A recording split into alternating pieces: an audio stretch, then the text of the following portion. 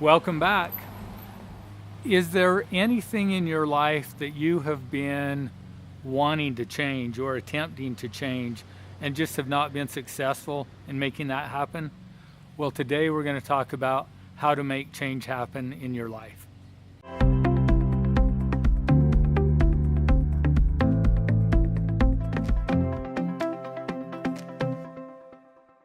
So have you ever struggled in making changes in your life? For about the past 3.5 years, I feel like I had reached a place in my life where I'd kind of plateaued, and I wanted to make changes. There were things that I wanted to be different in my life, but I just couldn't seem to make it happen. So earlier this year, I had an experience where I learned an equation for change. And that equation for change is our level of teachability or our willingness to learn. So we'll just call that teachability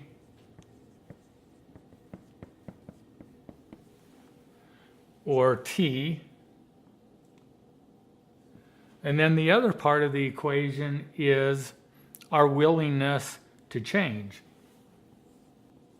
So this equation really looks like T times C gives us our number over here. So there's actually two parts then to change or make a change in our life. One is we have to have the knowledge about what to change and how to change it. And then the second part is we have to be willing to take action to actually make that change happen. So the way that you figure out your equation and where you're at on your willingness to change. So first of all, you have to know what it is that you want to change. And then to determine where you're at on this scale of change is you rate yourself from 0 or from 1 to 10. So how teachable are you? So how willing are you to seek out information or to accept new information from outside sources? So let's say that my level of a teachability is, let's just say it's a 5. And then the second part is we have to see, well, how willing am I to actually get up off my seat and to do something different than I'm doing to make this change happen? And so let's say this person in that is a 5 as well. So we would come down here and we would put my teachability as a 5 times my willingness to change is a 5, which gives me a result of 25. So then I was thinking about this, and the question was, so if I have somebody that's at a 25, and then let's say that another person they rate themselves a 7 on teachability, and they're a 10 on their willingness to change. So now their total is a 70. So if you look at this, what would you think? Is the person that's a 70 more likely to achieve the change in their life than the person that's a 25? The obvious answer is you would look at that and you'd go, well, yeah, because he's at a 10 on his willingness to change. He's at a 7 here. This person's only at a 25.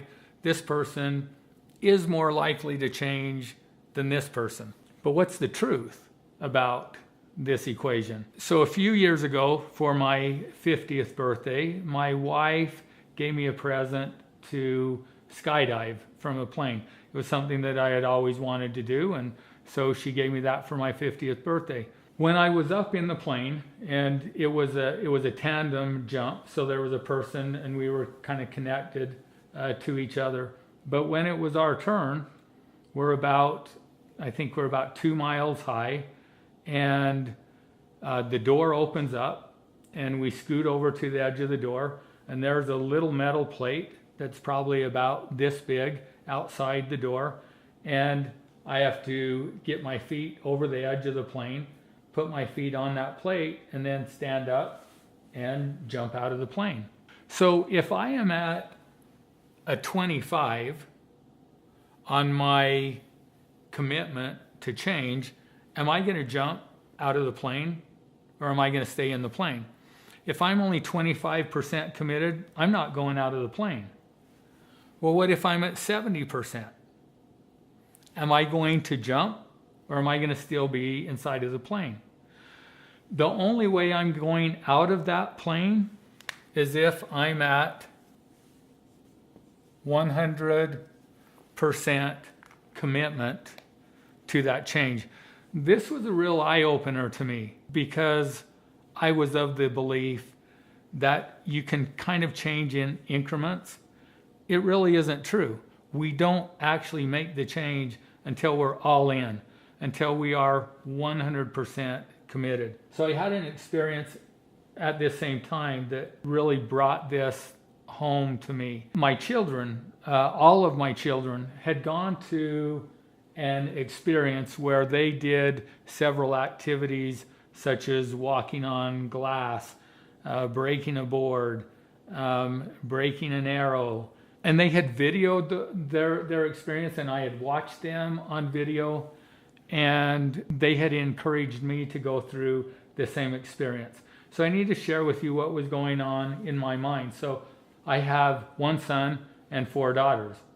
I had observed my daughters breaking a board with their hand, and I remember thinking, that's pretty cool, but you know, it's only a pine board and it's only an inch thick, so it's not really that big of a deal. And they had another event that they did where they walked on glass, and I thought, you know, I think I could do that.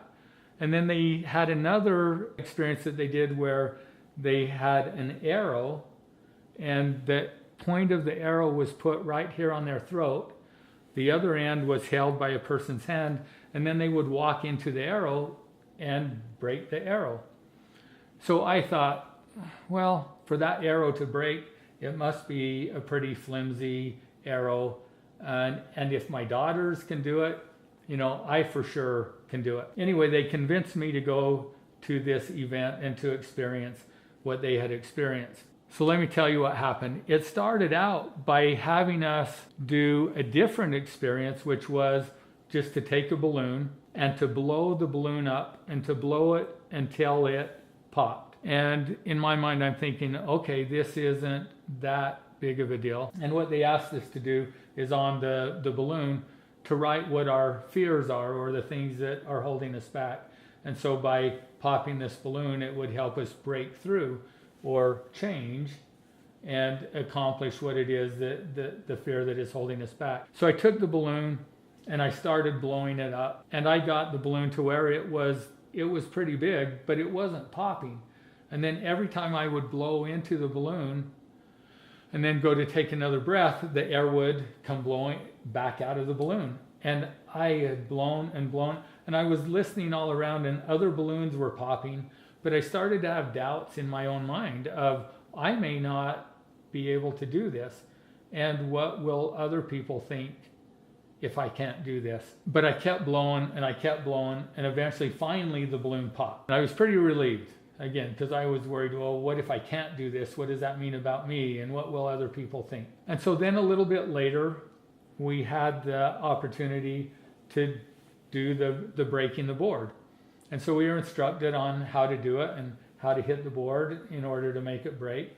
And in my mind, I'm thinking, you know, this isn't that difficult. All I've got to do is hit the board and it will break. Well, to my surprise, when I hit the board, it didn't break. But I felt like it broke my hand. So it really hurt my hand, and the board was still intact. And so I'm thinking, this isn't as easy as I thought that it was going to be or supposed to be. So then, again, the idea was it's not about breaking the board, that it's more of a mental thing than it is a physical thing. And I've got to think through the board. So my hand was hurting, but I did it again, hoping that I would be able to accomplish the goal. And I did. So the second time I hit it, the board broke. But it wasn't the experience that I thought that it was going to be. So the balloon experience was more difficult than I thought. The breaking the board was more difficult than I thought. And we went home for the day. And the next day, as we were in this workshop, and the final day, we had not done the experience with the arrow. And I was actually quite relieved because the other two events hadn't gone so well. I wasn't too excited about having an arrow poke into my throat. At the very end of that day, they said, okay, we have one more experience that we're going to do, and they brought out the arrows. So when they handed out the arrows, guess what the first thing was that I did when I got my arrow?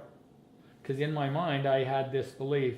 I had seen my son and my daughters do it. I had a belief about what that experience would be like. So I wanted to know, well, how stiff was the shaft of that arrow? So the first thing that I did when I grabbed it was I tried to bend the shaft of the arrow, and it didn't want to flex. It was a pretty stiff shaft. And I remember thinking, I don't know if I want to do this or not. So I don't know if I'm 100% committed to going through with this, to doing what I need to accomplish the change. And I didn't have to do it. And then they hand out a waiver that on there says, by participating in this activity, it could result in injury, and you have to sign the waiver in order to do it.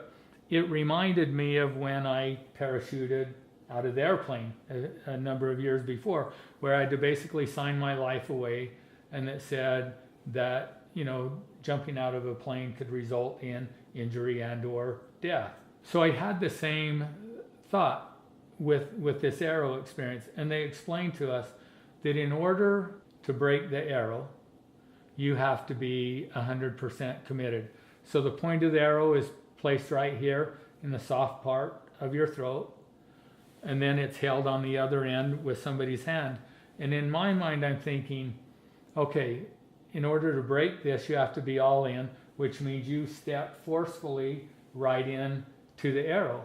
Well, what happens if the arrow doesn't break and I step forcefully right into it? It's not going to just poke into my throat. It's going to go clear into my throat.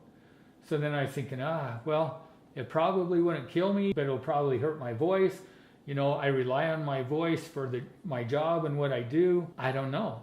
And I really questioned it. And I finally got to the place that for me, this was again about breaking through fears, but I had to get to the place where I was all in, that I was fully committed. And I had to get to a place that if this did happen to me, if it did poke into my throat, if I did die, then today was a good day to die. And so that was the level of commitment.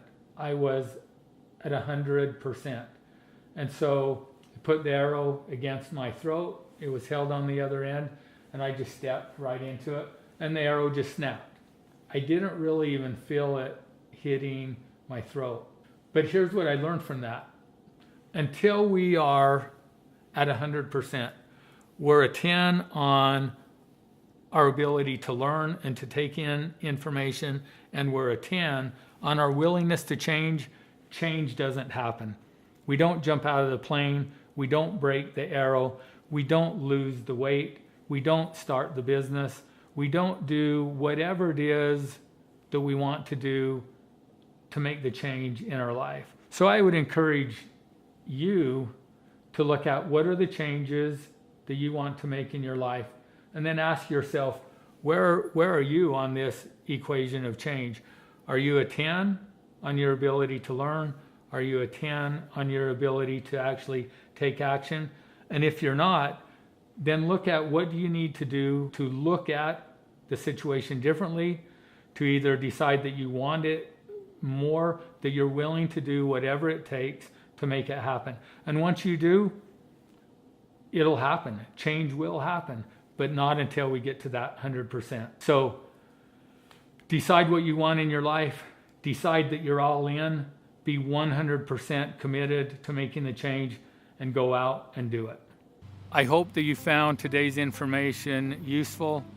I encourage you to make the decision of the changes that you want to see happen, and then be all in. Be 100% in and committed to what you want to see happen, and then go ahead and make the change.